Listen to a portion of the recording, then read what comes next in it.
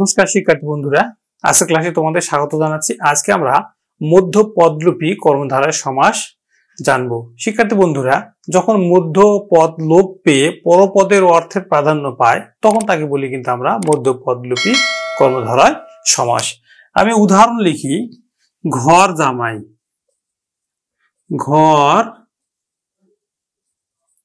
ঘর জামাই, পথ ভ্রষ্ট,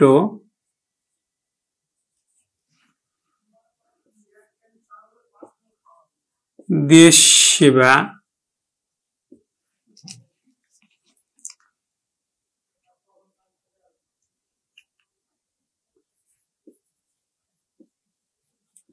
শিক্ষামন্ত্রী।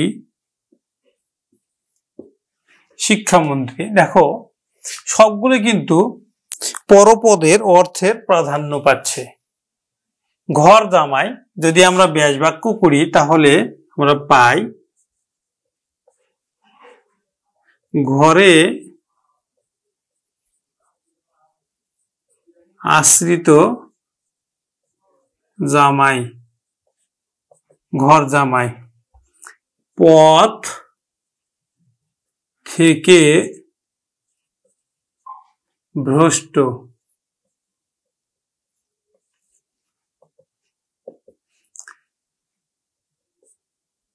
দেশের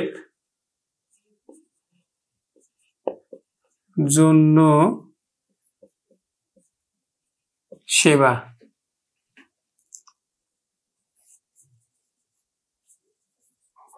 শিক্ষা বিষয়ক মন্ত্রী। শিক্ষার্থী বন্ধুরা, দেখো এখানে কিন্তু যখন আমরা ব্যাস বাক্য করছি তখন এই আশ্রিতটা ছিল না, থেকে ছিল না, এই জন্য ছিল না এবং বিষয়টা ছিল না। এই যে মধ্যপদটা যখন লোপ পেল তখন তাকে বলি আমরা কিন্তু মধ্য পদলোপী কর্মধারয় সমাস। শিক্ষার্থী বন্ধুরা, লক্ষ্য করে দেখো, আশ্রিত একটি পদ। আশ্রিত কি? আশ্রিত কিন্তু একটি পদ, কিন্তু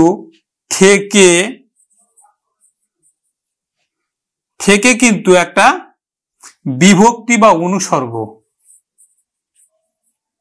বিভক্তি বা অনুসর্গ। তো থেকে এই যে জন্য কিন্তু একটি অনুসর্গ। আবার দেখো, বিষয়ক, শিক্ষা বিষয়ক মন্ত্রী, তাহলে এটিও কিন্তু একটি পদ। যখন পদ ব্যাস বাক্য থেকে যখন পদ লোপ পাবে তখন সেটাকে কিন্তু আমরা বলবো মধ্য পদলোপী কর্মধারয় সমাস।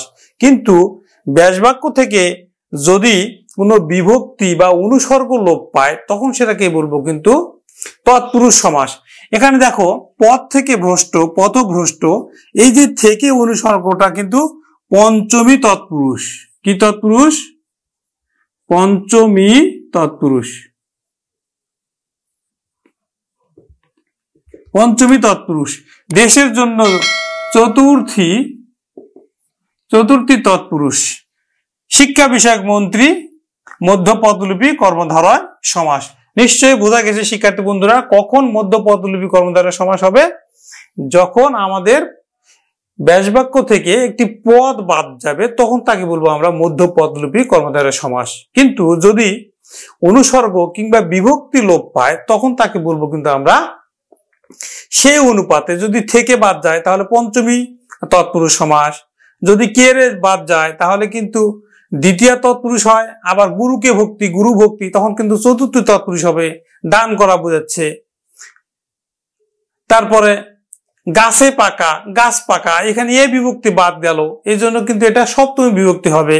তাহলে স্পষ্ট হলো যে যদি ব্যাস বাক্য থেকে যদি পদ বাদ যায় তখন তাকে বলবো আমরা মধ্য পদলোপী কর্মধারয় সমাস। কিন্তু ব্যাস বাক্য থেকে যদি কোনো বিভক্তি বা অনুসর্গ বাদ যায় তখন তাকে বলবো আমরা তৎপুরুষ সমাস।